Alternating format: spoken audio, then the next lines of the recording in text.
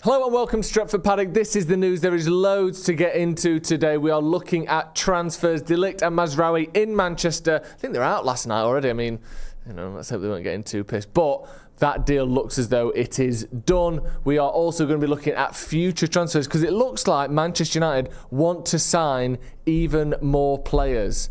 Even more players, maybe up to 4 more players. I think maybe 2 or 3. But people are rumoured to be after 4 more players, which seems a little bit much to me. But we'll get into all of that, exactly what's going on there. And finally, and I know this is slightly less exciting, it doesn't work us up, it doesn't make us salivate.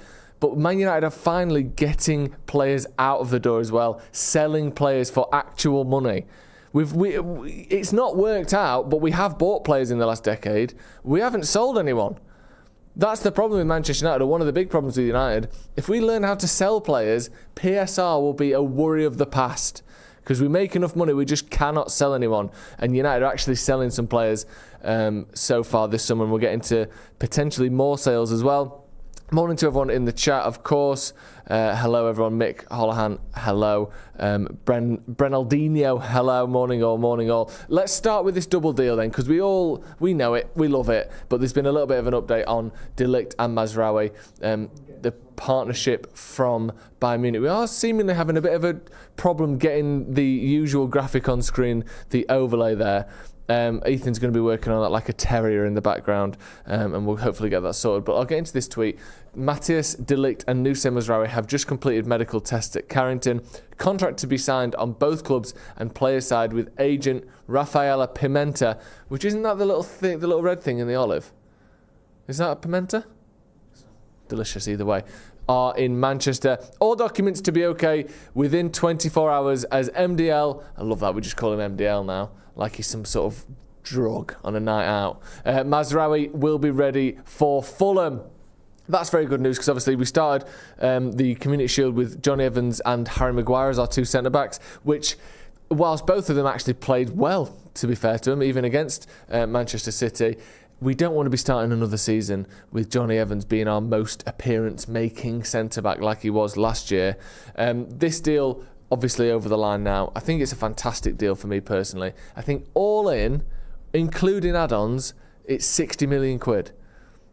For a starting centre-back, and I think if he stays fit, potentially a starting right-back as well in Noussair Mazraoui. I think he's a very good player. And he's more well-rounded than I think people think he is. He's very good going forward. He's very good on the ball. His passing numbers are exceptional. And defensively, tackles and interceptions, he's very good as well. I think he could potentially take Dallow's place off him, depending obviously on, hopefully Dallow's form continues to improve as it did last season. And we don't have to play him out on the left-hand side too much.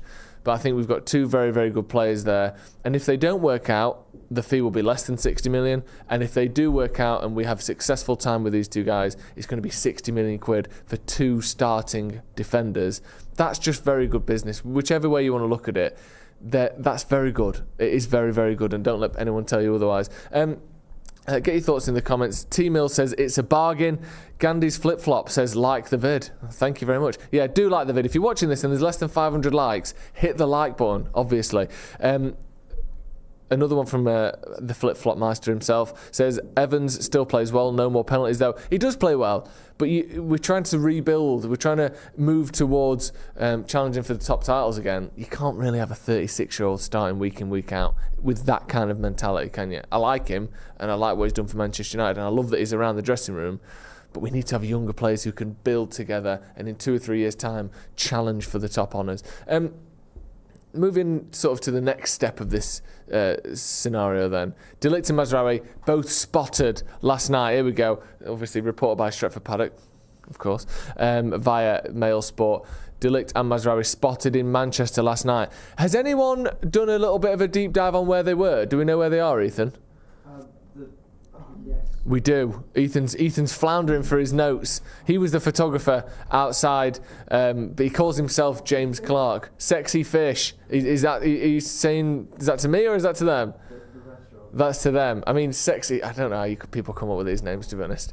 But there you go. They were inside Sexy Fish. I'm going to Google that. Hopefully nothing to do with Willfish. Sexy Fish is a seafood restaurant in Manchester. Crikey, look at the interior on that. That's one of them recommendations, isn't it? Look at this. I'm going to spin this around. Actually, I'm going to send you... Can you bring up a link to Sexy Fishy? There's one interior picture, and you'll know it when you see it. There is swirling sea-based fauna all over the gaff. There's mermaids. Crikey. This has got Spinningfields written all over it. It is on just off Deansgate, so yes, it is in Spinningfields. It's got a 4-star rating of 199 reviews. Oh, this is how you know. Price range, you know, it's got the number of pound signs depending on how priced it is. The places I like to go, £1 and £2 signs. If you're on it's like a big birthday, Valentine's Day, something like, you might go up to the 3 price, you know what I mean, the £3 signs next to each other. Sexy Fish Manchester, £4 signs in a row next to each other. Woohoo, these boys are earning. Have you got a picture of it, Ethan? Oh, I said, bloody hell. I'll send the picture over, and then we'll get it up. There you go. It's the first picture on that one there. I've not sent him a link apparently, because obviously I ain't got enough to do presenting the video. They were out last night in Manchester, presumably enjoying a nice seafood meal for themselves together from the local, fished out of the canal. I think we get trout. I think we get some sort of guppy that you can do live or unalive. Yeah, I've never been there myself. It's very much out my price range, isn't it? Let's be honest. But it's nice to see them out enjoying Manchester, enjoying their new surroundings. Spinningfields does seem to be the home of the footballer, doesn't it? And that's where we saw Noussair, Mazraoui and Ligt last night. Here we go. I'm looking at that picture on the right. Exclusive hire. There we go. I've sent you a picture that... Oh, God. Look at that. Zoom in on that. Get zoomed in on that bad boy on the right. Look at this. Look at that. Fish tanks, whatever that is. Look at that on the right there. Woof. Exclusive hire, the most exceptional destination for larger celebrations, like, I don't know, a £60 million transfer to the world's biggest football club. Sexy Fish, Manchester. Lovely. Not bad, is it? Right, let's move on to our next story then. And how am I going to link Sexy Fish here? From one... gorgeous cod. I've gone down a dark alley here. From one gorgeous cod to another. Aaron Wan-Bissaka. I don't know. I can't do it. Aaron Wan-Bissaka is done. He's done at Manchester United. He's moving to West Ham. You see that Aaron Wan-Bissaka signed his new West Ham contract right now with Tim Steadton. Deal sealed. I've noticed recently. Can we go back to the last tweet in just a second? The mention of the agent or the person who's doing the deal there, you see there, has signed his contract with Tim Steadton. Who is that? He's a former footballer and he's the technical director of West Ham United. And then go back to the last Romano tweet. The Romano tweet, please, if possible. It says here, look, with players agent Rafaela Pimenta. Now, I'm looking at this from my sort of journalistic eye, if you can call it that. I reckon those two people are his sources on these things, because he's got 20-odd million followers, Fabrizio Romano. If you are an agent, Rafaela Pimenta, who wants the biggest players in the world, who wants to get your name out there, Fabrizio Romano tweeting your news and quoting you in it is a very good way to do that. I reckon it's Rafaela Pimenta who have told Romano that those tests have taken place at Carrington. And much the same, I reckon it's the West Ham technical director, if we go back to the other one, the West Ham technical director, Tim Steadton, who's given Romano that information that he signed his new contract at West Ham. And he's just going, you know what, if you give me this info, I'll put your name in the tweet so 50 million people, 2.5 million people, as it is on that one, sees your name. That's just a guess, but I reckon that's how he's getting his sources. Wan-Bissaka to West Ham. It's a deal we all knew was coming, around £15 million. I think it's a fair fee, personally. I don't mean to be harsh on Wan-Bissaka, and Jay, obviously, we know defends him very well, so you certainly get both sides. I think it was the right time for him to leave, and I think that he's put in plenty of good performances with Man United, but he's also put in plenty where we know where he's lacking, really. If we're honest, he's lacking. It's like a sort of, almost like a Fred situation where I like him, and he has put in very good performances, but when you look at the limit of him as a player, I don't think he can win a Premier League with Manchester United. If Dalot were to get injured for 6 months, let's say he's, I don't know, torn his calf or, a moderate to serious injury, I don't think you can push on and win big trophies with Aaron Wan-Bissaka at right back. And for the 50 million we paid for him and the 15 million we can get for him, I think it's better to move him on, personally. I like him. You look at his sort of the triangle of what you're asked to do as a centre-back, as a full-back. It's, tackling and sort of one-on-one ability, positional ability, both forwards and defensively, and on-the-ball ability. I think he's world-class at one of them. Maybe one of the best I've ever seen at slide tackling, genuinely. I can't think of a player that springs to mind who I would say is a better slide tackler than Aaron Wan-Bissaka. But positionally, I think we see him caught at the back post too many times, occasionally ball watching or playing people onside.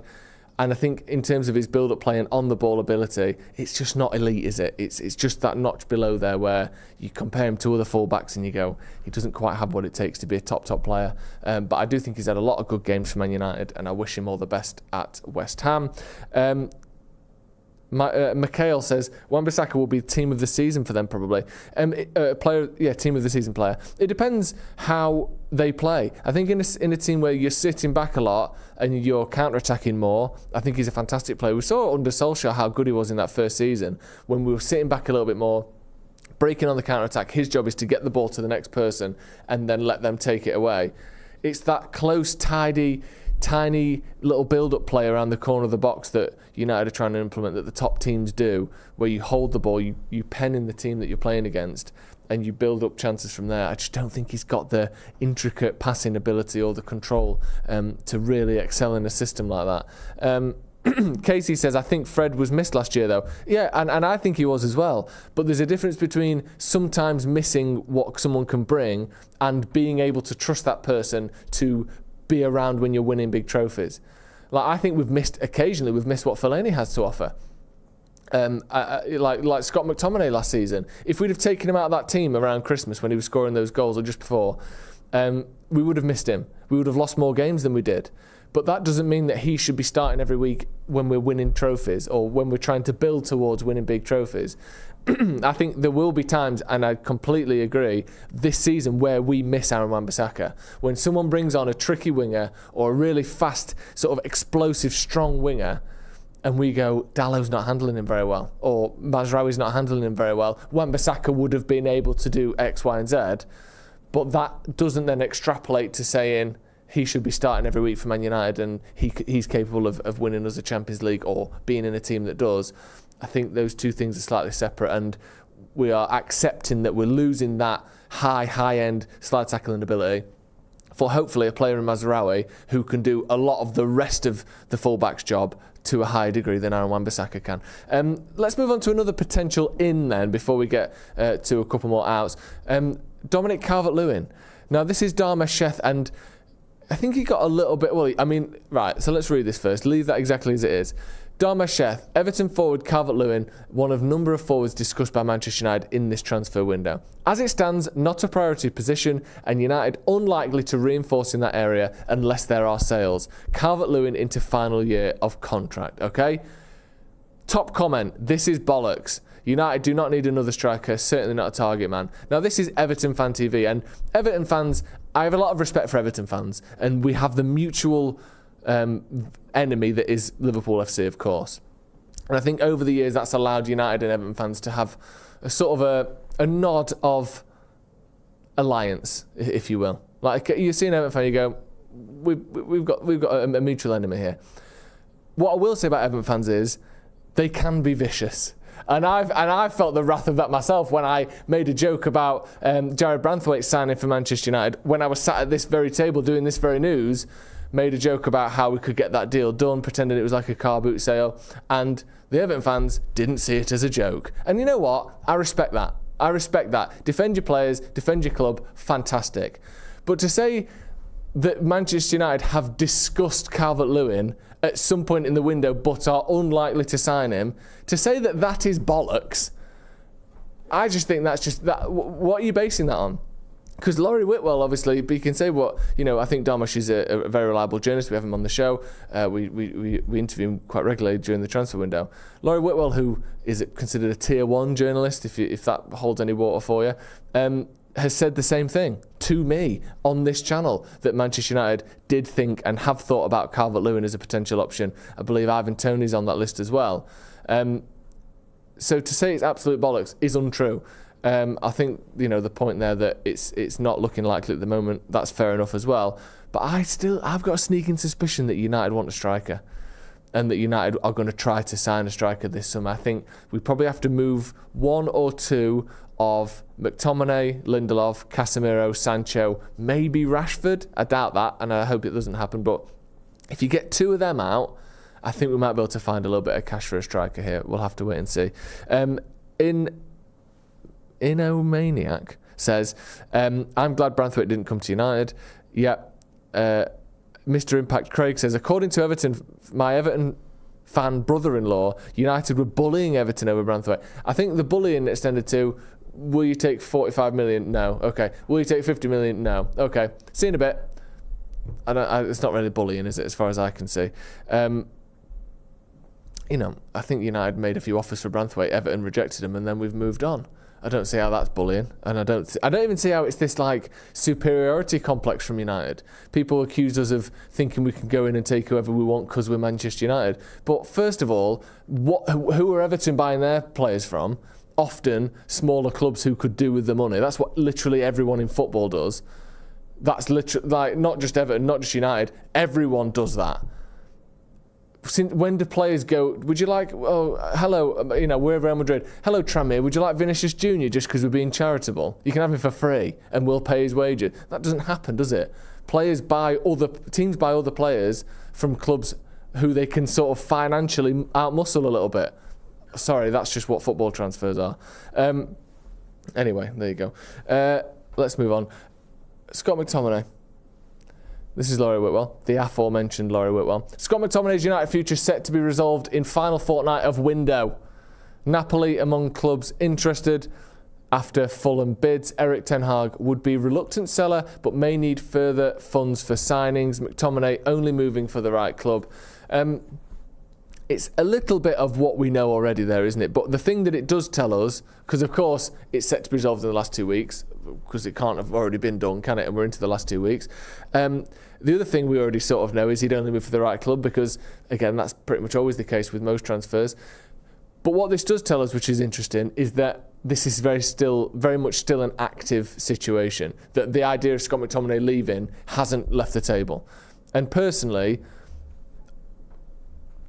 it depends who we get for him, because we don't have many options in midfield. You've got Eriksen, who can't play 90 minutes at the top level. He just physically isn't capable of doing it. Casemiro, you don't know what you're going to get on any given game. He could be fantastic. He could be the worst midfielder at the club. You've got Mainoo, who obviously have another big year. And I know that this might be an unpopular opinion. I almost don't want him to start every single week. He's 19. He should be managed. You can't just go, do you know when you used to play for the academy team, then all of a sudden you literally play every single game for Manchester United in England from now until you get injured or retire? I think that we should manage him a little bit better than this. And then after that, we haven't got any midfielders. Amrabat's gone. If Scott McTominay goes, that's it. You've got Mason Mount, who, maybe I'm being a little bit harsh on him, but I'm yet to feel comfortable relying on Mason Mount after what we saw last season. I think United, if we sold McTominay, I think United need two midfielders.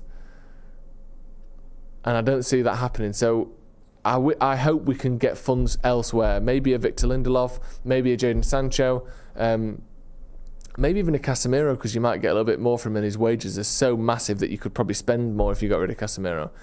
But I just think it depends who we get for him, but we're going to be very thin. We're going to be very thin in midfield. We need another central midfielder already. To then sell someone is a bit of a worry for me.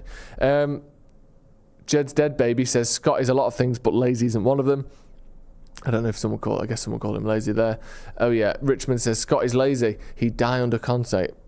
I completely disagree with that, actually. Robert Hewitt says, morning, Joe, good morning. I think we'll sell McTominay to Fulham after we've played them. Is Josh Brown's thoughts on the situation? Maybe, yeah. Let's get him out of the way first, so he can't play against us and score a goal against us, because he definitely would.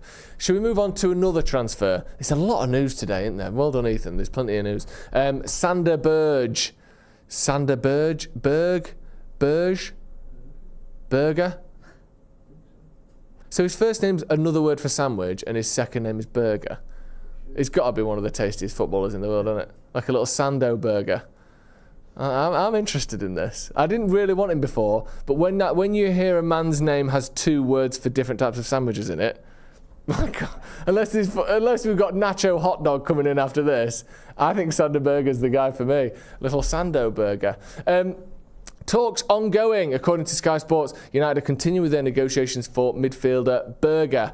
Oh, I'm starving. The Burnley man is thought to be hopeful of a return to the Premier League and would likely jump at the chance to join United, which is actually part of the medical. The Reds are considering their options in midfield, with Manuel Ugarte still highly regarded and AS Monaco's Youssouf Fofana believed to be on the radar.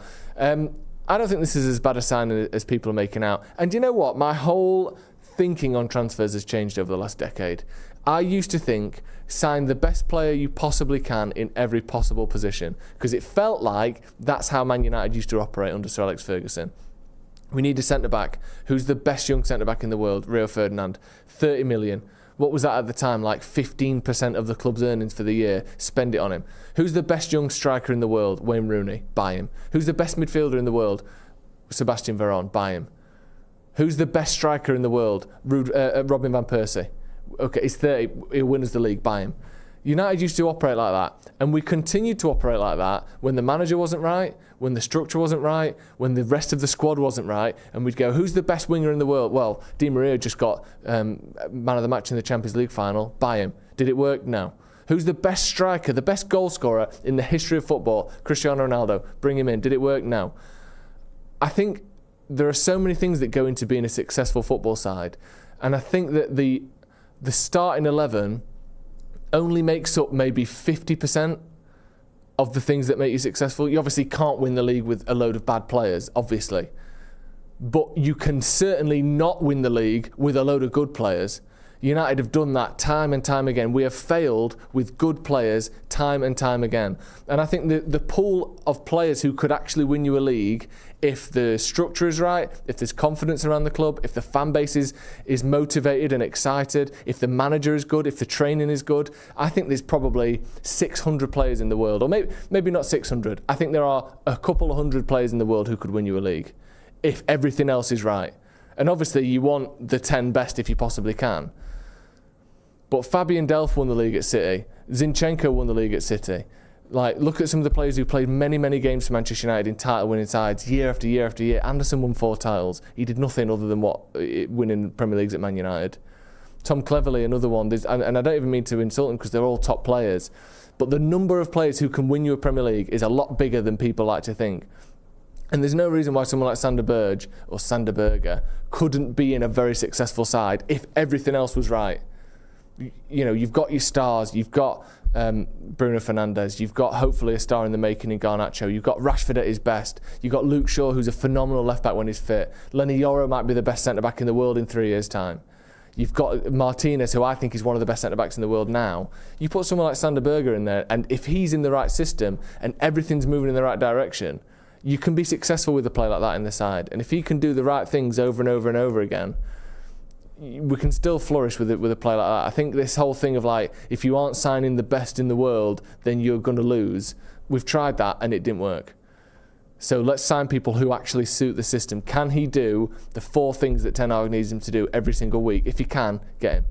And if he can't, then get someone else. But I think this whole thing of, well, unless you're signing Casemiro or, you know, Di Maria or Lukaku or Ronaldo, you're not going to win anything. Paul Pogba was at the club for 6 years. What did he win? 3 trophies.